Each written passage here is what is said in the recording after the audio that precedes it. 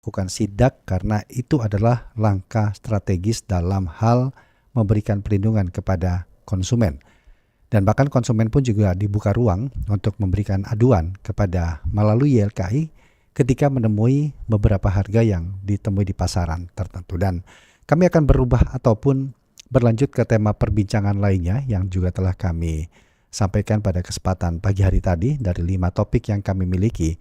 Kali ini kami ingin mengusung tema warga Indonesia terkena tipu ratusan juta rupiah yang merupakan modus penipuan berkedok Cortex. Sebenarnya seperti apakah modusnya seperti ini atau yang dilakukan oleh pelaku sehingga menyebabkan kerugian yang cukup besar?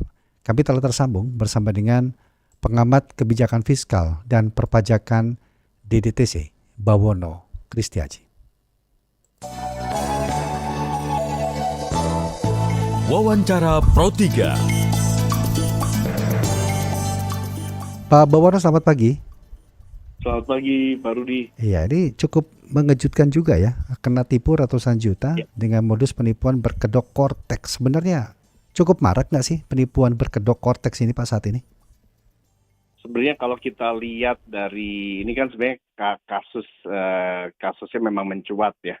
Tapi kalau kita belajar dari pengalaman dari berbagai inovasi publik di bidang digital dari sisi pemerintahan ya, ini selalu dimanfaatkan atau ada penumpang gelapnya nih ya. Jadi free rider untuk dia memanfaatkan bahwa ini sistem yang baru, terus kemudian dari situlah kemudian dia juga bisa memberikan suatu sinyal untuk menakut-nakuti dan sebagainya seperti itu. Jadi kalau menurut saya ini bukan hanya kasus Cortex ya, tapi setiap ada suatu inovasi digital atau inovasi dari pemerintah pasti selalu ada penumpang gelap ya. Lalu bagaimana sebenarnya langkahnya sebenarnya kan untuk mengantisipasi hal tersebut. Ya. Penumpang gelap atau Anda melihat ini ada celah dalam transformasi digital khususnya di sektor perpajakan kita ini Pak? Oke, kalau dari sisi celah sebenarnya saya melihatnya sebenarnya cukup kuat ya, karena kalau data atau kerahasiaan atau perlindungan data wajib pajak ini kan sebenarnya sudah diatur secara khusus dalam Undang-Undang Perpajakan, Undang-Undang Ketentuan Umum Tata Cara Perpajakan seperti itu. Jadi di situ juga sudah bahkan bagi untuk si pemilik atau pengelola datanya, ya ini teman-teman di otoritas pajak, ini pun juga akan terkena sanksi. Nah sebenarnya lebih kepada, saya sih melihatnya lebih kepada rendahnya literasi baik itu literasi pajak maupun literasi digital. Mengapa? Karena kalau kita lihat dari literasi pajak contohnya, ini kan masyarakat melek pajak di Indonesia itu menurut saya belum sepenuhnya terbentuk. Jadi mereka masih contoh ya, belum bisa membedakan antara pajak daerah sama pajak pusat, PPh sama misalkan kendaraan bermotor gitu. Ini siapa sih sebenarnya kewenangannya? Ini kan contohnya. Jadi dalam kesimpang siuran informasi atau pengetahuan tentang pajak tersebut, ini mudah dimanfaatkan. Yang kedua dari sisi literasi digital. Jadi kita juga mungkin ya bagaimana sebenarnya mengelola password, terus kemudian bagaimana kita mudah untuk download dan sebagainya. Ini kan sebenarnya sesuatu yang memang PR bersama dan PR dari pemerintah juga ya. Jadi bagaimana sebenarnya literasi digital itu bisa diperkuat seiring dengan maraknya atau semakin intensitasnya program pemerintah melalui sistem digital seperti itu. Memang satu ada karena ini masih hal baru, ada penumpang gelap, tetapi lebih berbahaya walaupun sistem sudah kuat tetapi literasi digital khususnya wajib pajak belum optimal, lebih mudah lagi untuk dimanfaatkan, begitu Pak Bawono ya? Betul. Iya. Betul. Menurut saya seperti itu. Iya. Akhirnya seberapa besar dampak dari kasus-kasus seperti ini terhadap kepercayaan publik kepada kantor pajak atau DJP? Jadi memang kalau kita lihat trust dari sisi wajib pajak ini kan sebenarnya bisa dipengaruhi oleh banyak hal. Salah satunya adalah masalah pelayanan ya, seperti itu. Jadi kalau di sini kita melihat adanya mungkin sebenarnya begini ya. Ini kan sebenarnya bukan pelayanan yang kurang baik dari sisi otoritas, tapi sebenarnya ada pihak-pihak lain yang memanfaatkan ya seperti itu. Ya. Nah, penting, jadi menurut saya juga cukup penting bagi pemerintah untuk ketika ada misalkan dalam hal ini adalah Cortex, bagaimana sebenarnya secara beriringan literasi pajak dan literasi digital melalui Cortex-nya itu juga seiring juga dilakukan berbarengan. Jadi ini untuk mengantisipasi juga jangan sampai sebenarnya sistemnya sudah bagus, pelayanannya sebenarnya juga udah optimal, Ya. tapi ada pengganggu-pengganggu nih yang sebenarnya harus di backup oleh teman-teman dari otoritas. Nah, sebenarnya ini juga bisa saja kan bukan hanya dari sisi literasinya, tapi juga dari sisi keamanannya Oke. atau juga bagaimana sebenarnya Ya. mekanisme untuk ini ya call center dan sebagainya. Dan ini sebenarnya sudah diantisipasi juga oleh otoritas pajak. Sejauh ini mereka juga sudah memperkenalkan atau juga sudah memberikan suatu pengumuman ya. Jadi nanti ada kling pajak, ada call centernya dan sebagainya untuk mengantisipasi adanya penipuan hal tersebut. Artinya apakah memang perlu adanya optimalisasi dalam hal mitigasi risiko kalau begitu, Pak Bawono? Terutama dalam reformasi perpajakan digital kita ini. Oh iya, jelas. Jadi karena kan kalau kita melihat pengalaman di berbagai negara gitu ya, jadi ketika kita sudah quote and quote ya nyali untuk menggunakan teknologi yang lebih mature dalam hal ini ada digitalisasi gitu ya dari sistem pajaknya, tentu hal ini juga harus dibarengi dengan gini. Dari sisi penggunanya tentu diperkuat literasinya dan sebagainya. Dari sisi sistemnya tentu diperkuat juga misalkan kerahasiaan atau perlindungan data. Terus juga bagaimana sistem tersebut juga tidak mudah untuk disusupi dan sebagainya. Dan sekaligus dari sisi teman-teman otoritasnya. Karena nanti mereka yang akan berhadapan dengan berbagai pertanyaan atau keluhan dari sisi wajib pajaknya.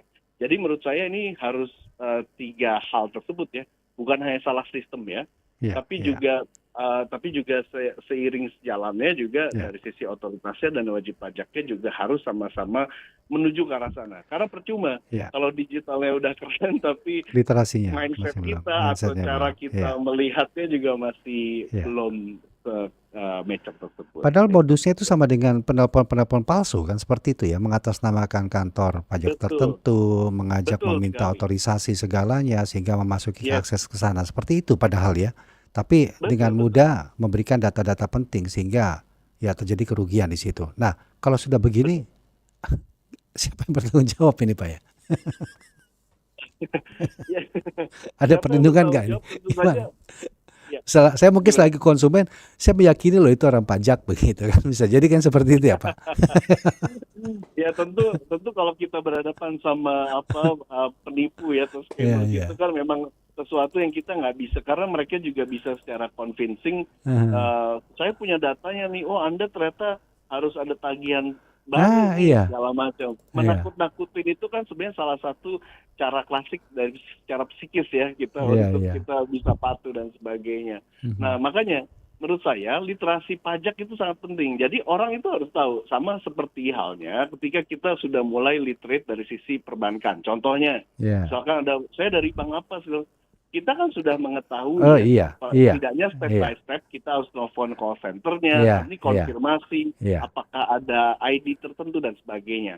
Nah inilah yang sebenarnya perlu juga diperkuat seperti itu. Gitu ya. Atau mungkin kolaborasi dengan perbankan ya, dan juga platform digital perlu nggak seperti ini untuk bisa lebih dikenali, lebih lazim lah dihadapi oleh masyarakat kita. Sebenarnya begini ya, karena memang pajak itu adalah sistem yang bersifat khusus, karena juga datanya kan relatif tidak, bahkan teman-teman di sektor keuangan pun juga sebenarnya nggak bisa mengakses data perpajakan. Memang akhirnya domain dari sisi pelayanan digital perpajakan itu memang mau tidak mau ya, jadi peran utamanya berada di pundak otoritas pajak. Oke. Betul. Tapi memang bagaimana kan sebenarnya ini perlu masif juga ya, karena seiring kita pengen hijrah semuanya itu ke Cortex, berarti kan sudah perlu nih bagaimana step by stepnya, setiap orang tuh juga tahu, oh kalau misalkan saya itu dapat telepon, harusnya saya ngecek aja akun Cortex saya misalkan seperti itu, atau juga sudah ada suatu statement bahwa jangan buru-buru merespons, misalkan dari otoritas pajak ya. Iya. Segala macam itu harus dilihat dulu dari sisi misalkan akun Cortex-nya, bisa ke KPP terdekat dan Iya. sebagainya. Gitu. Oke. Ini kan kemarin juga sudah mulai disounding ya sama teman-teman di DJP. Jadi ya mudah-mudahan hal tersebut tidak terulang lagi. Iya, iya, iya. Karena sebenarnya penipuan yang lazim dialami juga kan dengan cara-cara seperti itu. Ya, betul. Mudah-mudahan itu bisa lebih mudah dikenali lah. Betul. Iya. Betul. Tapi gini Pak Bono, kasus-kasus seperti ini seberapa besar berpotensi menurunkan kepatuhan pajak masyarakat? Kalau menurut saya ini relatif tidak terlalu besar ya. Artinya begini, kalau dibanding itu menurunkan kepatuhan, menurut Iya. saya relatif tidak. Karena ini kan case by case ya. Tapi yang sebenarnya yang ini kan kalau kita lihat kalau misalkan jangan sampai kasusnya ini berulang terlalu sering dan Iya. jadi masif Iya. seperti itu. Iya. Karena disitulah sebenarnya gelombang, besok bisa-bisa kan begini Pak, bisa-bisa ternyata besok orang yang dari otoritas pajaknya beneran kontak tapi ternyata tidak Nggak digubris. Seperti itu. Jadi ibaratnya ada sesuatu. Nah, saya juga menyarankan misalkan dari otoritas pajak, misalkan kan kita tahu juga ya di masing-masing wajib pajak itu didampingi seorang AR ya, akun representatif. Ini mungkin juga bagaimana sebenarnya ada protokol atau prosedur untuk misalkan dari kontak numbernya, terus kemudian dari perkenalannya dan segala macam. Jadi di situ sudah ada suatu tahapan-tahapan yang bisa memberikan kepercayaan bagi wajib pajak. Oh, ini benar trusted orang yang nelfon adalah dari otoritas pajak, bukan orang yang lain. Nah, sebenarnya itu ya menurut saya. Iya. Gitu. Apa pesan Anda Pak Bono kepada masyarakat agar tidak menjadi korban berikutnya ini? Iya, kalau menurut saya sebenarnya sama dengan apa yang sudah disampaikan oleh DJP beberapa hari lalu ya. Jadi bagaimana sebenarnya tenang bahwa ketika kita bicara nanti kita harus administrasi pajak itu melalui Cortex, bukan berarti kita harus meresponsnya dengan ketakutan atau kekhawatiran. Setiap kontak yang diterima oleh wajib pajak itu perlu bagi wajib pajak untuk memverifikasinya secara tidak usah terburu-buru ya, menurut saya seperti itu. Tidak usah perlu takut. Jadi bisa verifikasi ke misalkan ke KPP terdekat, ke kering pajak, ke call center-nya dan media sosial tertentu. Ini bisa menjadi suatu hal yang mencegah ya adanya penipuan berulang. Nah, di sisi lain mungkin dari teman-teman di otoritas pajak ini juga perlu ya bagaimana mensosialisasi sekaligus meningkatkan literasi pajak di era digital saat ini. Di saat yang bersamaan juga mungkin diperlukan suatu peninjauan ulang ya protokol untuk mengontak wajib pajak secara langsung, karena nantinya hal tersebut kan bisa saja berdampak pada jadi wajib pajak yang dikontak itu nanti bisa mengetahui bahwa ini adalah reliable, valid dan trusted gitu ya yang mengontaknya, bukan dari pihak lain. Seperti itu, Mas. Ya. Terima kasih Pak Bono untuk waktunya Pak sudah berbincang bersama kami Pro 3 RRI di kesempatan pagi hari ini. Salam sehat, selamat kembali beraktivitas Pak. Selamat pagi. Selamat pagi. Demikian tadi kami berbincang bersama dengan pengamat kebijakan fiskal dan perpajakan DDTC Bawono Kristiaji. Wawancara Pro 3.